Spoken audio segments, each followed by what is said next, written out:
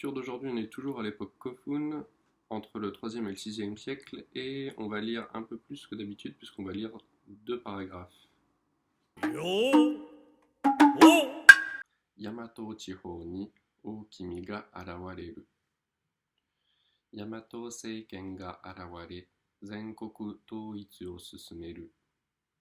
Yamato seiken o uchitateru.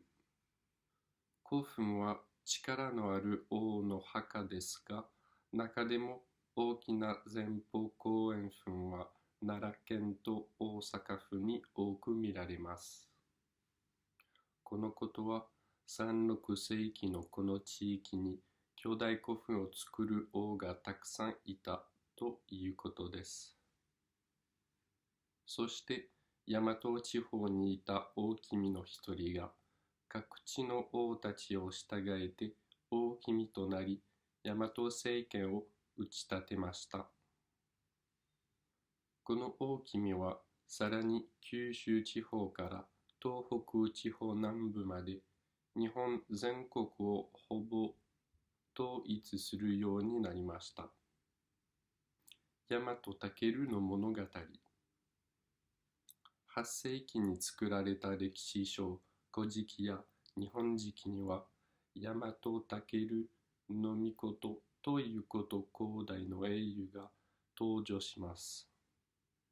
大和武は5世紀頃の大和の大君の王子で、父の命令を受けて九州に遠征し、熊荘を撃った後、休む間もなく東日本の蝦夷氏を討つために出かけました。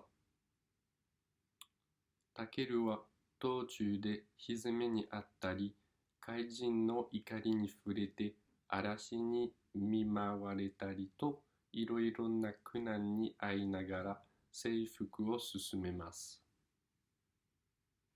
しかし、大和へ帰る途中、病に倒れ、世を去ります。武の魂は白鳥に生まれ変わり、ふるさとへ向かって飛んでいきます。Et maintenant, on va s'arrêter sur quelques mots de vocabulaire dans le sens dans lequel ils apparaissent dans le texte. D'abord, on a Okimi, Okimi ga arawareru. Donc, Okimi, c'est les empereurs apparaissent. Ensuite, on a Touitsu, Zenkoku Touitsu o susumeru. Touitsu, c'est l'unité, donc c'est l'unification du Japon. Après, moi, je me suis arrêté aussi sur Shitagaete. Otachi o Shitagaete o Kimi to nari. Donc Shitagaeru, qui est un dérivé de Shitagau, qui veut donc dire être suivi par Shitagaeru.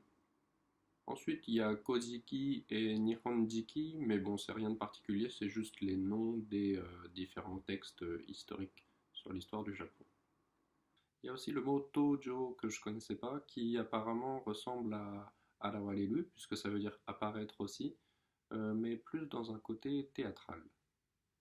On a aussi Oji, qu'on n'a pas l'habitude de voir au quotidien, qui veut donc dire prince. Et Ensei, qui est une expédition, comme une expédition militaire.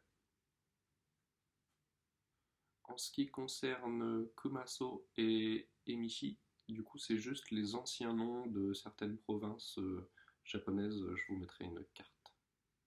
Il y a aussi le mot Hizeme qu'on voit pas souvent, et heureusement, puisque ça veut dire torture par le feu. Alors on n'a pas beaucoup plus d'explications dans le texte sur dans quel contexte, mais ok. Ensuite on a Kaijin, qui donc sont les dieux de la mer, et Kunan, qui sont des épreuves. On a aussi Seifuku, qui est une conquête, comme une conquête militaire. À la fin, on voit Yamai, qui veut dire maladie, tomber malade, je connaissais pas non plus. Et enfin Hakucho, que je croyais être une colombe, mais en fait non, c'est un cygne. Voilà, je pense qu'on a fait le tour du vocabulaire un peu spécifique. Le reste, je pense que vous pouvez vous débrouiller comme je l'ai fait. Salut!